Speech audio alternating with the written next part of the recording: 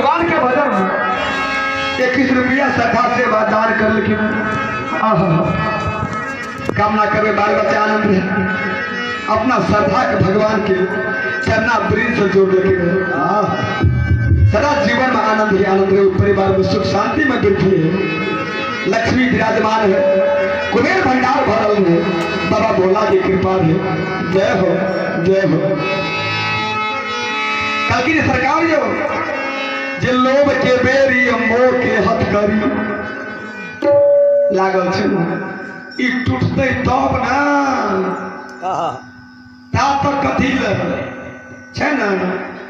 देखला निर्गुण भजन के रहल बेरिया हथकड़ी से चकरल छे तू हमें करबै की त्या भगवान के भजन से दूर छी।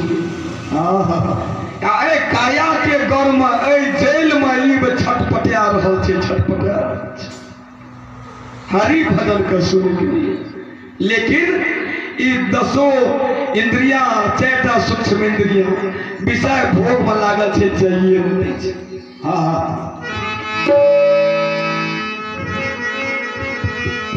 जे दिना वो घरी हेते न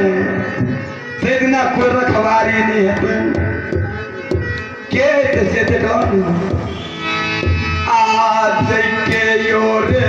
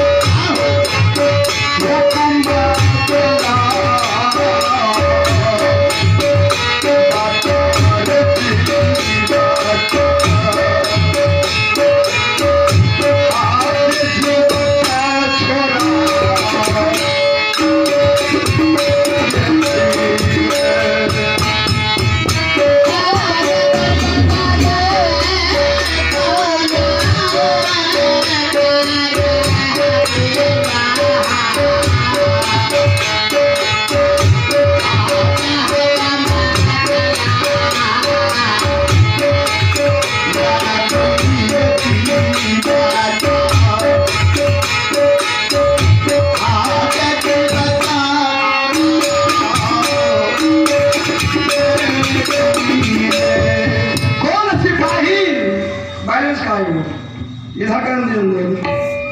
ऐसे सिखाए हो गया।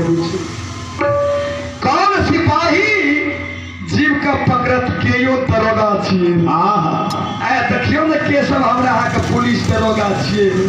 बढ़िया से देखाबै छी के छे सिपाही आ के छे दरोगा,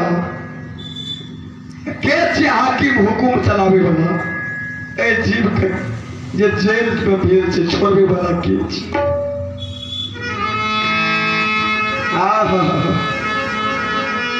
बढ़िया भजन संत महात्मा सुनिल के हमरा आज करम सिपाही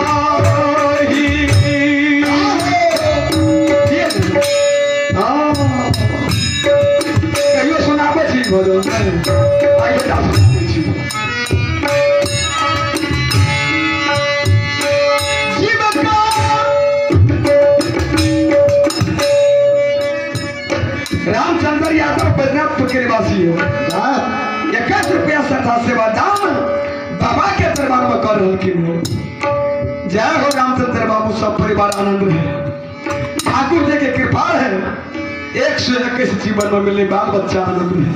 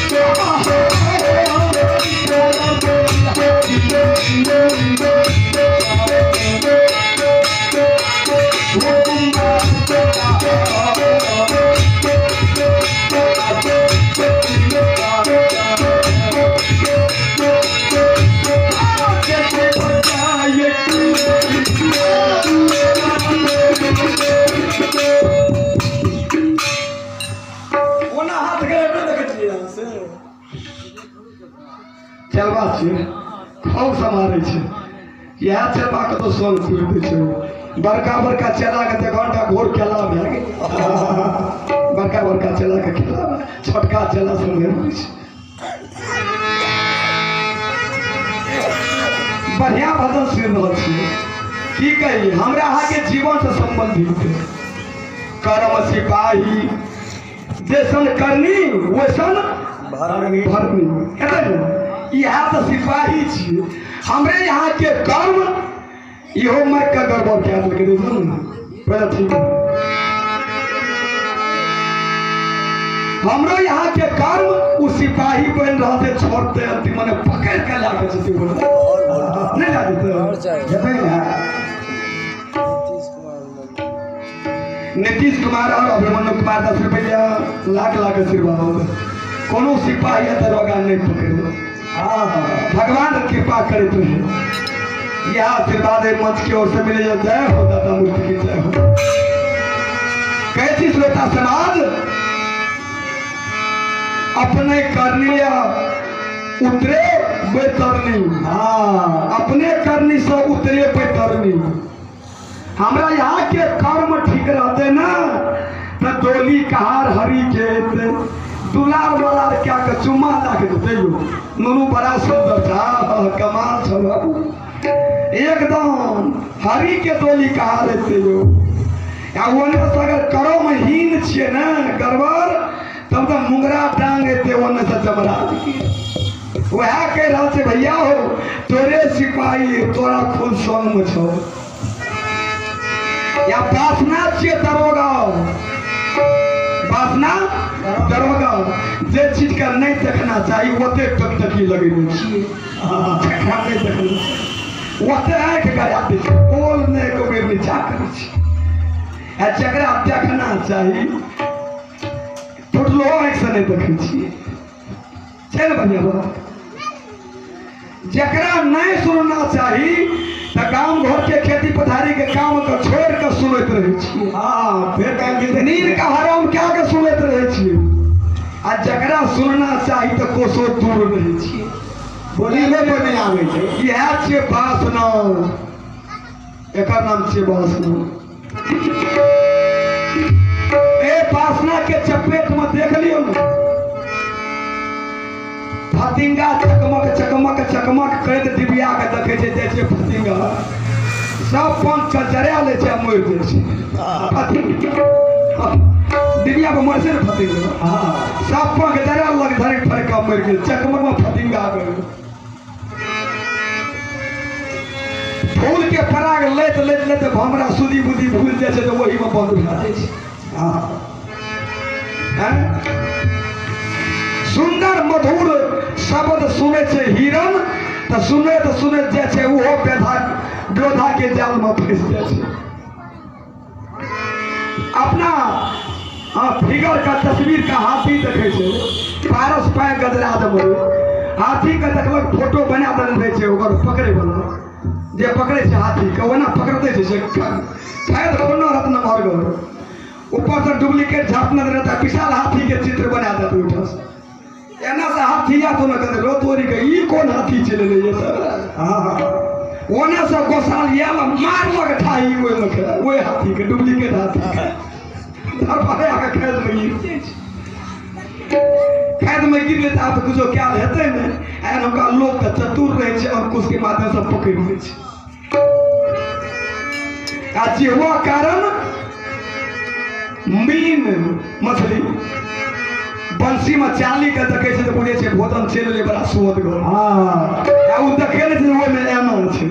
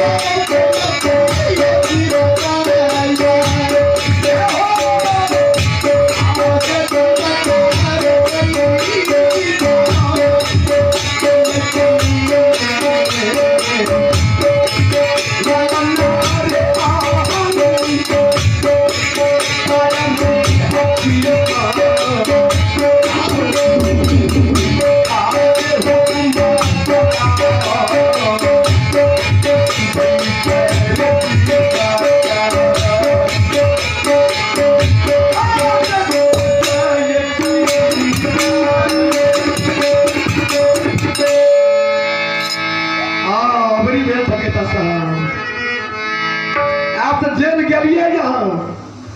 आप 7-8 तारीख का रामनरेश्वर जेल में चल जेते अकेले यहाँ बचल छी बुझलिए ने आपको पैरवी पता करे वाला है एमपी एमएलए की ना पैरवी है कि ना है छैयो वो देखाबै छी पैरवी करे वाला कोई एमपी एमएलए हेते कि नहीं हेते जेल से छोड़े आये तेयो मोरा करतई रे पैरवी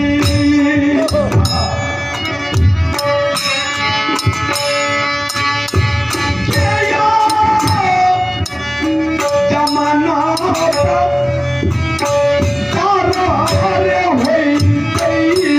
ना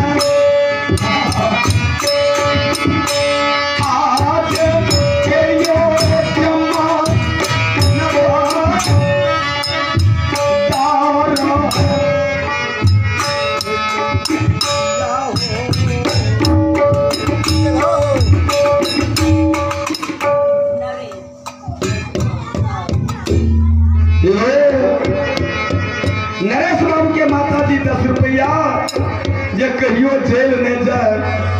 हाँ मुक्त रहे भगवान के शरण मिला 10 रुपया सेवा दान रहे, हाँ जीवन में कल्याण रहे, समृद्ध जीवन महान रहे। ये भगवत भजन की ओर से सदा आशीर्वाद रहे। बोलिए भगवत भजन की उमापति महादेव की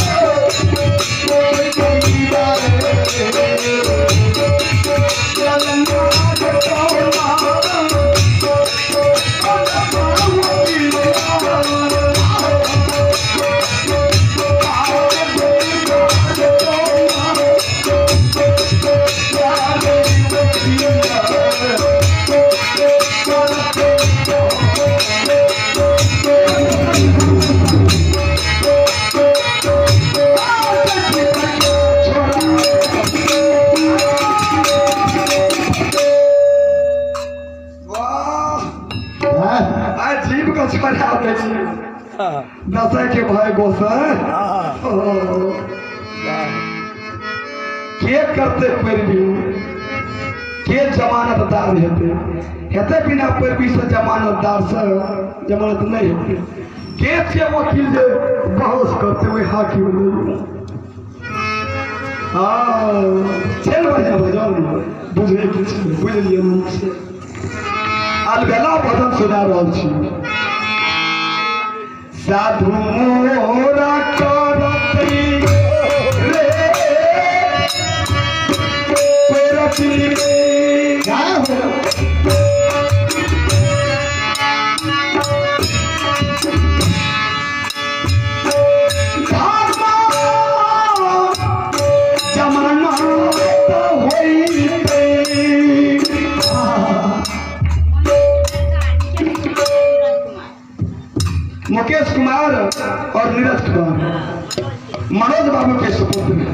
जय हो। 21 रुपया श्रद्धा सेवा दान कर लेकिन अरे बाबा कथा में बाबा के दरबार में जय जय रहे, आनंद रहे, जीवन मंगलमय रहे। बाबा और वरदान की कृपा है।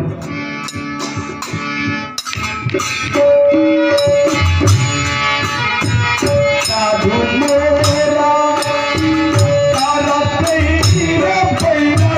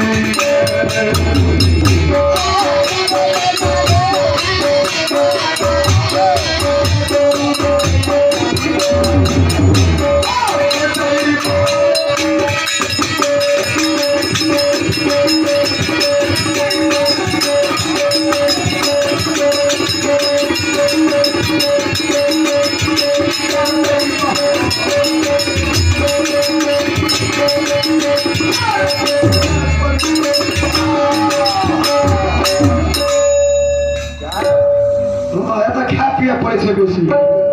बुझिए ना। ताल में सीख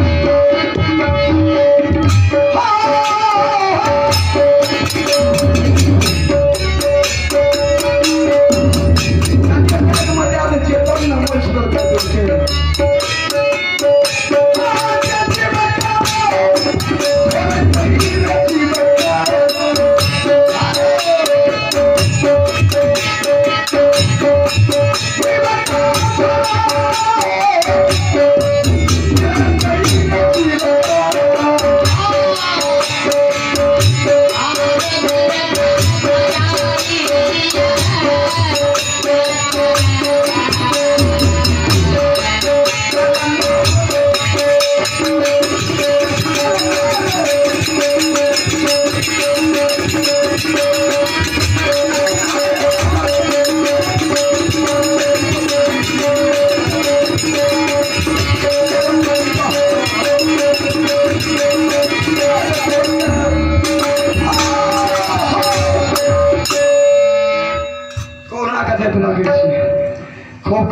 कमाल क्या चलो श्रोता समारोह साधु मोरा करते फिर भी जे जिंदगी भर जीवन भर साधु के संगति में रहिए होकर गुण धर्म के लिए वह जो अंतिम में सोच जते कि वह बरकत साधु करते फिर भी जे हाथ साधु के करिए भोजन देती वो अंतिम में पैरवीदार बन जते आ कहियो भोजने न दिलिए तो पैरवीदार केना के कहियो चरण के सेवे न कर लिए साधु महात्मा की तो पैरवीदार केना आ जमानतदार तो एक नंबरा है धर्म हेते जमानतदार वो रसीद ला के जमीन के रसीद चाहिए जमानतदार सबके अपना नाम से। चलो हम के सेवा का स्वीकार क्या लिए जय हो ठाकुर जी। देखे छे पान आवे छे दुकान से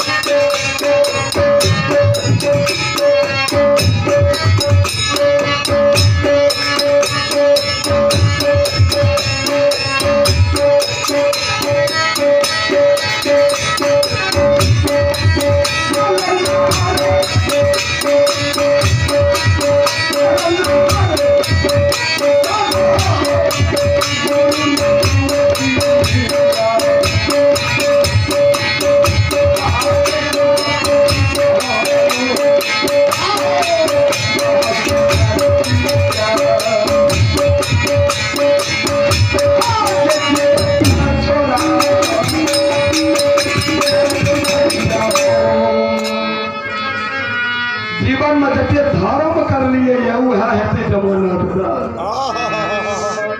हेते कि नहीं वह धर्म सुहतरा भैया जे सुहतरा समदम में गावे छे कौन भैया आगू गेले कौन भैया पाछू आ कौन भैया डोली लागल जाय छे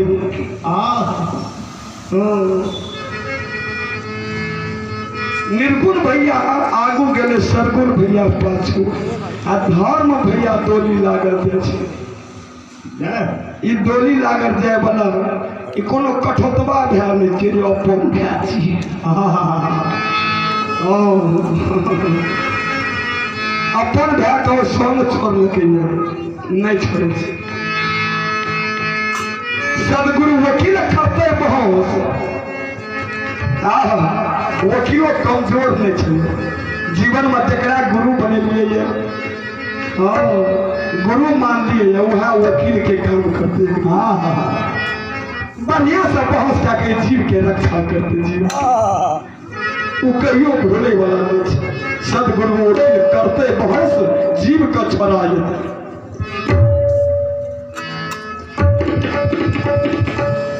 नीरज चौधरी के पुत्र रवि कुमार और राजन कुमार भवन कथा में 25 रुपया सेवा दान कर लाख लाख आशीर्वाद जिए जागे आनंद विश्राय परमात्मा की कृपा रहे बाबा भोला की कृपा रहे।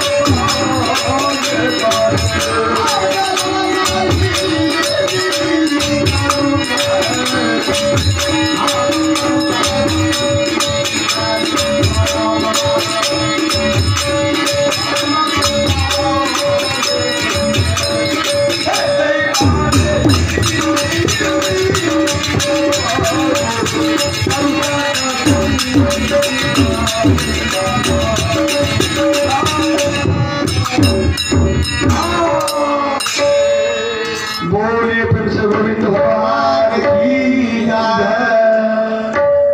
और समय बता कते से जोगिंदर बाबू देखो न बेसी से आवो न तो हम ही टहरा तो बड़ी कला में हम कहले कनिया कला से तो ई सब को छबे कर ले आवो शंभू है संतर बाबू है कि सब आबू अस्कर हरान हेबे न हमें कनिया कनिया कला से तो जा रहल छी बस पता नहीं हम तोरा पांचे गली तुम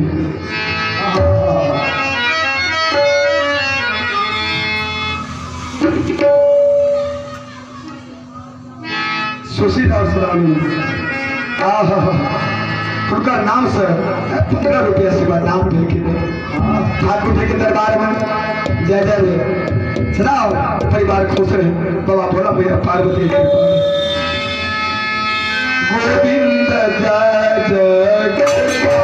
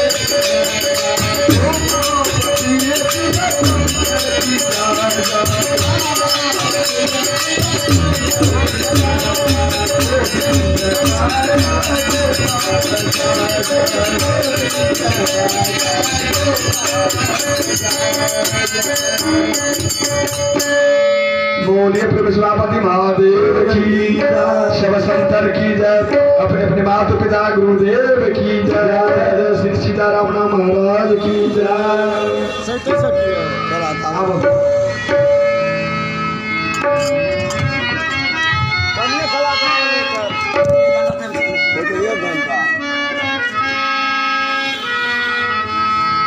विद्या सिंह का पोता दीपांशु जय हो दीपांशु बाबू 21 रुपये से दान कर देंगे। लाख लाख आशीर्वाद दीपांशु बाबू के जीवन सदा आनंद में बुद्धि विद्या में विकास है। एक ठाकुर बाबा की ओर से जय जय।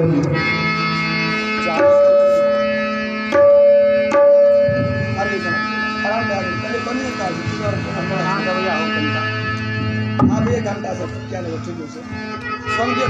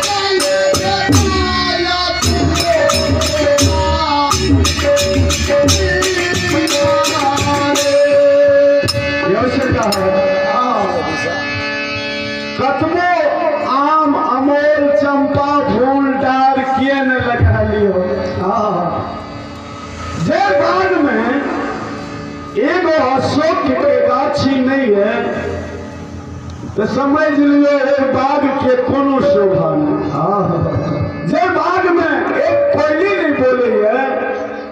तो वो बाघ के कोनो शोभा नहीं। जे मनुष्य के शरीर में ज्ञान नहीं है, भक्ति नहीं है, विवेक नहीं है, विचार नहीं है, तो ओहो मनुष्य के कोनो शोभा नहीं है। हाँ, भजन के माध्यम से हमरा सबके याद करावे छे भजन। हाँ, बीता हुआ कहानी के याद करावे ये भजन स्वर के द्वारा।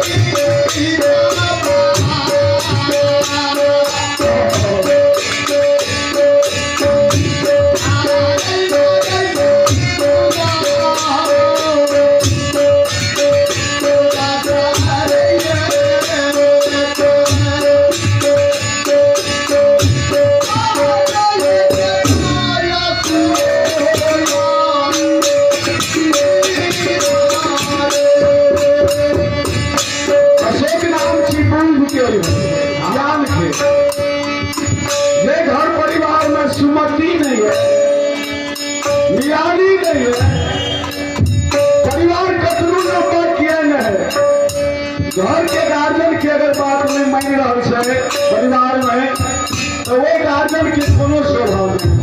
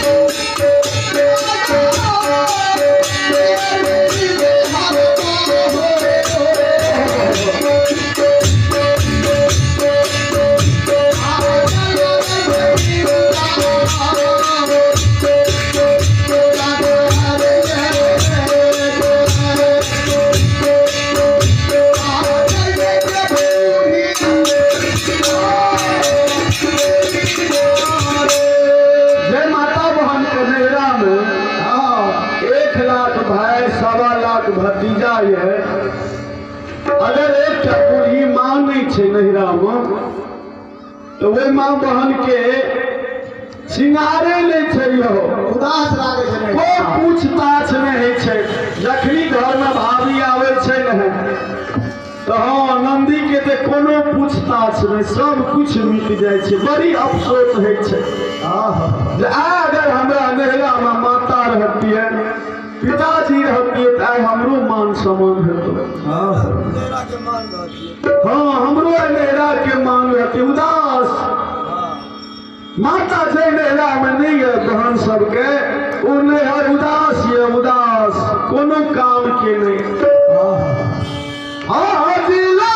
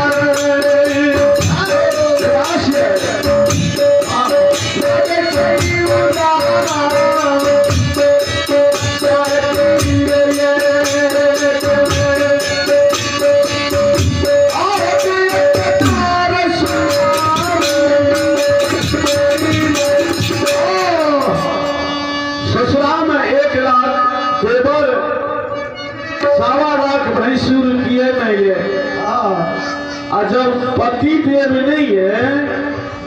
तो पूरे उदास लागे छै, पूरे उदास। ये कोई कोनो से दुगो गप कह दे छै, उझट बात कह दे आँख से लोर गिरे थे आए हमार पति देव रहती ते बात सुने से नहीं मिलती। उदास ये जे माँ बहन के पति देव नहीं है इस संसार में। उदास या ससुरा 1 लाख देवर रहने से की हेतै, 1.25 लाख भैंसुर रहने से की हेतै। एगो अगर पति देव घर में नहीं छै तो उदास ही है।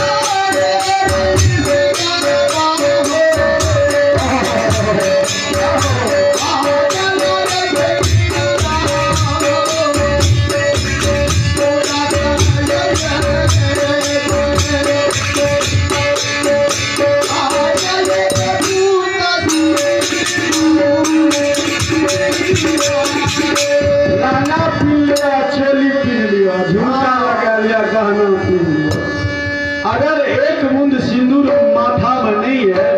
सब चीज बना लिया तो वे लहंगा चोली के कोनो मन नहीं छै।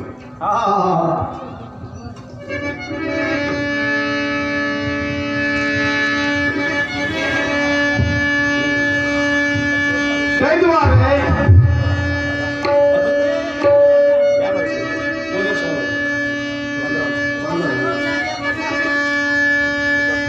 आज तुलसी